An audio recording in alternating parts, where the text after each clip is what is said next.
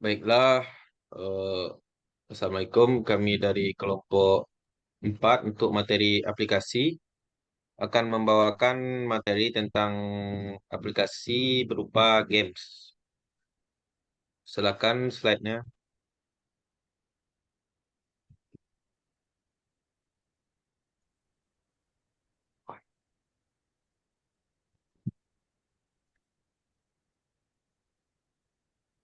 Itu beranggotakan Hatta Asri Rahman, Nabil Rizky Nafisa, Mustafa Fatur, dan Muhammad Faris. Hanya pembuatan materi yang pertama akan dibawakan oleh Faris. Kuda Faris, dipersilakan.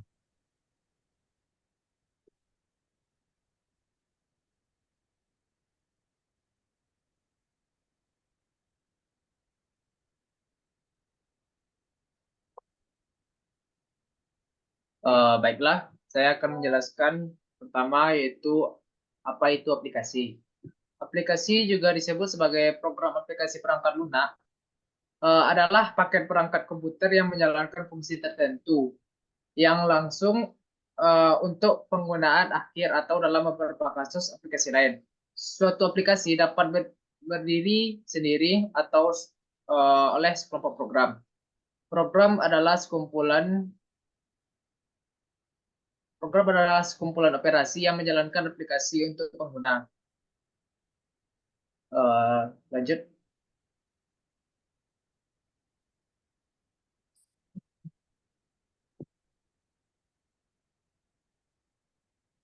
Baiklah, yang selanjutnya itu macam-macam aplikasi. Ada 7 macam aplikasi. Yang pertama itu real-time software. Real-time software sendiri merupakan aplikasi yang dapat berguna mengamati, mengendalikan maupun menganalisa sebuah keadaan di dunia nyata secara langsung. Misalnya yaitu Google Docs atau aplikasi online yang lainnya. Yang kedua ada business software. Merupakan aplikasi yang dibuat untuk membantu keperluan bisnis seseorang. Salah satu contohnya adalah mengatur sistem keuangan, eh, penjualan dan pembelian atau pembelian seperti Tokopedia, Shopee dan lain-lain. Selanjutnya yaitu engineering and scientific software. Merupakan aplikasi yang dibuat dan dikembangkan guna membantu manusia menyelesaikan berbagai masalah yang ada. Hanya saja masalah tersebut bersifat secara khusus yaitu non-algoritmik. Kemudian ada sistem software. Sistem software merupakan aplikasi yang berguna mengendalikan serta mengelola proses operasi internal yang ada pada sebuah sistem komputer, seperti yang banyak dipakai orang saat ini yaitu Windows maupun Linux. Selanjutnya ada web-based software. Web-based software sendiri merupakan aplikasi dengan fungsi sebagai media penghubung pengguna dengan internet langsung, seperti web-web yang telah kita kenal pada saat sekarang.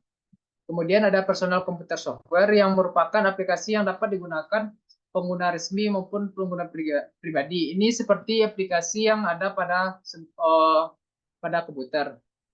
Kemudian terakhir ada development software yang merupakan aplikasi untuk pembangunan software itu sendiri, seperti Visual Studio Code dan lain-lain. Baik, saya kembalikan ke moderator. Baiklah, selanjutnya itu akan ada pemaparan materi dari Hatta. Kuda Hatta, dipersilakan. Baik, terima kasih moderator. Saya akan menjelaskan tentang pengertian game dan jenis-jenis game berdasarkan device. Pertama, pengertian games. Next. Game berasal dari bahasa Inggris yang berarti permainan.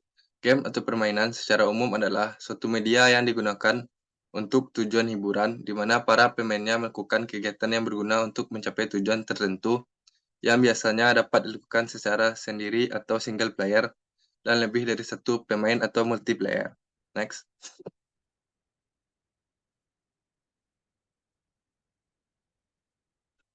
Macam-macam games berdasarkan device. Yang pertama, arcade games. Arcade games biasanya tersebar di pusat perbelanjaan di sekitar daerah. Beberapa nama besar penyedia arcade games seperti Time Zone, fun world, dan lain sebagainya. Mesin permainan yang disediakan juga beragam, dari mesin permainan tembak-tembakan, bahkan ada juga yang menyediakan roller coaster. Yang kedua, PC games. PC games adalah jenis game yang dimainkan menggunakan personal komputer atau PC. PC games biasanya memiliki grafis dan gameplay yang lebih kompleks daripada arcade games, sehingga membutuhkan spesifikasi PC yang lebih tinggi. PC games juga memiliki berbagai macam genre, mulai dari action, adventure, role-playing, hingga strategi.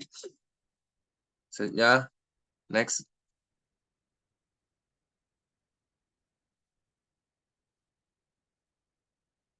Yang ketiga, konsol game. Konsol game adalah jenis game yang dimainkan menggunakan konsol game seperti PlayStation, Xbox, atau Nintendo Switch. Konsol games biasanya memiliki grafis dan gameplay yang sama atau bahkan lebih baik daripada PC game. Konsol game juga memiliki berbagai macam genre, dari action, adventure, role-playing, hingga olahraga. Yang keempat, mobile games. Mobile games adalah jenis game yang dimainkan menggunakan perangkat mobile seperti smartphone atau tablet. Mobile games biasanya memiliki grafis dan gameplay yang sederhana, sehingga cocok untuk dimainkan di mana saja dan kapan saja. Mobile games juga memiliki berbagai macam genre, mulai dari action, adventure, role-playing, hingga puzzle. Baik, saya kembalikan ke moderator. Baiklah, itu selanjutnya pemaparan tentang macam-macam game berdasarkan genre oleh Fatur. Fatur, silakan. Kedua, saya akan menjelaskan untuk macam-macam game berdasarkan genre. Yang pertama ada genre action, seperti katanya sendiri, itu adalah action yang berarti di dalam game itu menunjukkan aksi-aksi yang cukup menantang untuk dilihat oleh pemain. Di sini contohnya itu game God of War.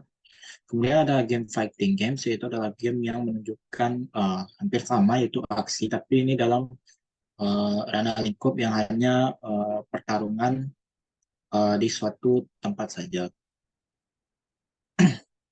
Berikutnya ada game FPS atau first person shooter, yaitu adalah game tembak-tembak dalam pandangan kita sebagai seorang pertama, yang dimana kita uh, bermain game tembak-tembak, tapi hanya dilihat dari sudut pandang kita sebagai penembak.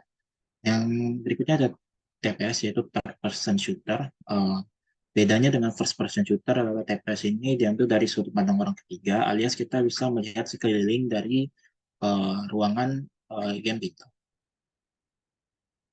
Berikutnya ada RTS, yaitu adalah real time strategy, adalah game yang menekankan kepada strategi secara real time atau di saat itu berlangsung, yang dimana kita harus memikirkan strategi secara cepat dalam keadaan waktu yang secara langsung atau di saat sekarang. Contohnya ini ada Clash of Clans. Kemudian ada game RPG, yaitu adalah role play game di mana kita berperan sebagai suatu karakter atau role di dalam suatu game. Contohnya ini adalah game Genshin Impact. Kemudian ada game adventure, ya ini bertemakan tentang petualangan. Kemudian ada game simulation, yaitu adalah simulasi. Ini tuh game yang memimik beberapa kegiatan kita di dunia nyata dalam sebuah simulasi di dalam sebuah game. Lanjut, ada game sport, yang jelas ini adalah game olahraga.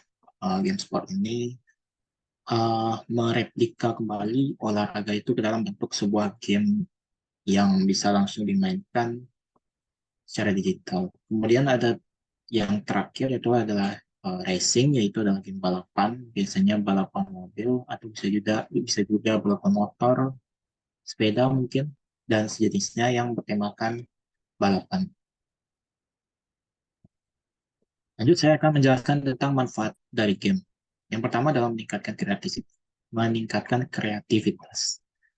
Kita bagi beberapa main game atau biasa disebut gamer, game itu dapat meningkatkan kreativitas kita. Ada beberapa game yang memang dirancang khusus untuk meningkatkan kreativitas playernya. Misalkan contohnya saja ada game bernama Minecraft, di mana game itu tuh menekankan kreativitas para pemainnya untuk dapat berkreasi dalam game tersebut untuk membangun berbagai macam bangunan ataupun membuat beberapa fondasi teknologi dan segala macam atau bahkan mendesain beberapa uh, arsitektur yang dimana itu akan membutuhkan kreativitas dan seiring berjalannya waktu meningkatkan kreativitas dari player tersebut sehingga mereka bisa jadi lebih kreatif bahkan di dunia nyata sekalipun. Kemudian yang kedua adalah menguatkan memori. Dalam game itu terkadang ada beberapa item atau beberapa lokasi atau banyak hal yang bisa atau perlu diingat oleh gamer atau player sehingga mereka lebih baik atau terampil dalam game tersebut. Mau tidak mau, seiring berjalannya waktu itu akan menguatkan memori mereka. Tidak hanya di game, bahkan di dunia nyata mereka akan terlatih untuk mengingat berbagai hal, sehingga itu akan menguatkan memori individu dari player tersebut. Yang ketiga adalah mengembangkan skill kerjasama. Terdapat beberapa game yang memang didesain untuk bermain secara multiplayer dan bahkan dibuat tim melawan tim sehingga kita dilatih untuk saling bekerja sama untuk menutup kekurangan masing-masing kawan atau rekan dan juga melatih kita untuk bekerja sama dalam menyelesaikan masalah, menghadapi tantangan dan menyelesaikan suatu misi ataupun segala macamnya. Ya, itu akan melatih kerjasama kita, bahkan bisa diaplikasikan ke dunia nyata, di mana jika kita menghadapi suatu masalah secara berkelompok, maka kita dapat terbantu karena sudah pernah melakukannya di sebuah game. Yang terakhir adalah menghasilkan uang. Beberapa game itu dirancang untuk dapat membantu playernya yang tidak hanya menekankan untuk bermain secara berlama-lama, tapi mereka juga bisa menghasilkan uang dari game tersebut, yaitu dengan beberapa cara. Misalnya game tersebut menawarkan beberapa hadiah apabila mencapai suatu achievement atau prestasi tertentu. Kemudian ada juga game yang memang dirancang untuk menjadi cabang olahraga elektronik atau e-sport.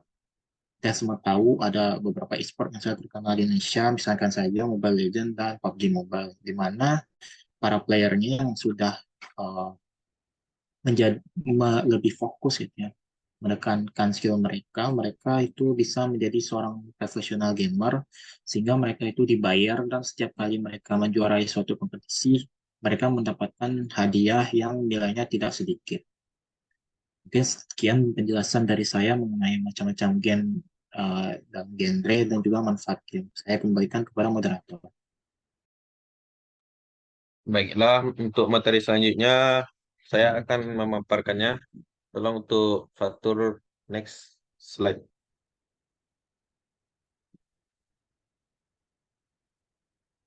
Itu tentang risiko dari game. Game juga memiliki risiko yang lumayan lumayan berpengaruh bagi kehidupan, bahkan dapat mengganggu kesehatan mental. Untuk risiko pertama itu adalah adiksi atau kecanduan. Beberapa game dapat membuat para pemainnya eh, lupa waktu sehingga mereka menjadi memiliki sifat candu terhadap game tersebut, bahkan tidak melakukan aktivitas yang seharusnya cuma bermain game seharian. Selanjutnya, akibat dari kecanduan tersebut dapat memunculkan gangguan kesehatan bahkan fisik. Eh, ada beberapa kasus di mana seseorang yang kecanduan main game eh, akan menyebabkan saraf tangan mereka itu bermasalah sehingga dalam kehidupan biasa tangan mereka seperti memainkan game terus-menerus. Kemudian juga dapat mempengaruhi perilaku atau psikis dari pemain game ini. Kadang karena mereka terlalu sering memperoleh kekalahan, pemain game dapat menjadi pemarah, emosional, dan bahkan sampai berlarut-larut. Kemudian untuk contoh kasus, next.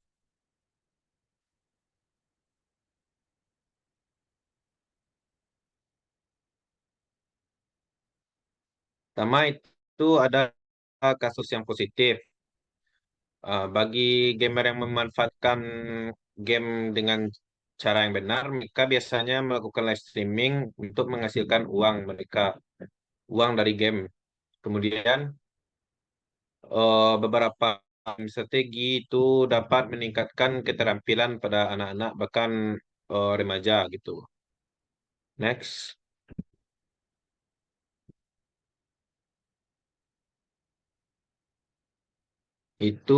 selanjutnya adalah contoh kasus yang negatif. Eh, itu di sebuah artikel dapat pria yang bermain game 3 hari nonstop itu meninggal karena tidak melakukan kegiatan lain selain main game, hanya bermain game sehingga dia pun meninggal karena kelelahan. Kemudian seorang remaja membunuh ibunya di Jakarta akibat kecanduan game online. Yang ketiga, anak-anak yang bermain game kebanyakan itu menirukan perilaku negatif berupa kekerasan dari game tersebut. Sebenarnya ini bukan masalah di gamenya, tapi kekerasan lebih dari pengawasan orang tua untuk mengawasi atas game apa yang dimainkan oleh anak-anaknya. Mungkin Fatur bisa dibuka artikel yang terkait.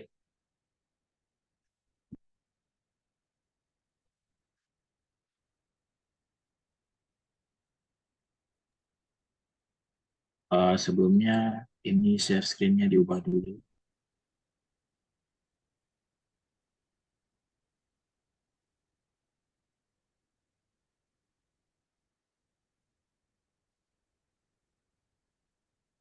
Stop dulu tuh.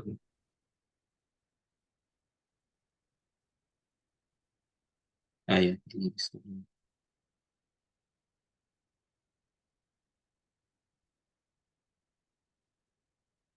Bentar. Langsung. Atau saya saja yang akan memperlihatkan artikelnya secara langsung.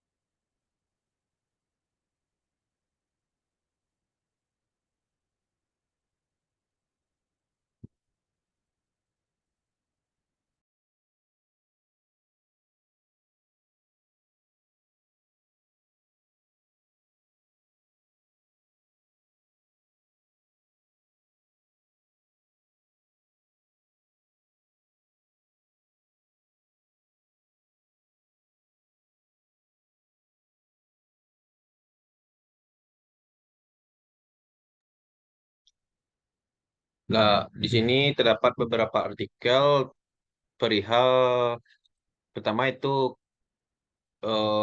risiko yang tadi ya mengganggu kesehatan. Itu ada artikel publikasi dari Harvard University pengaruh kebanyakan bermain game.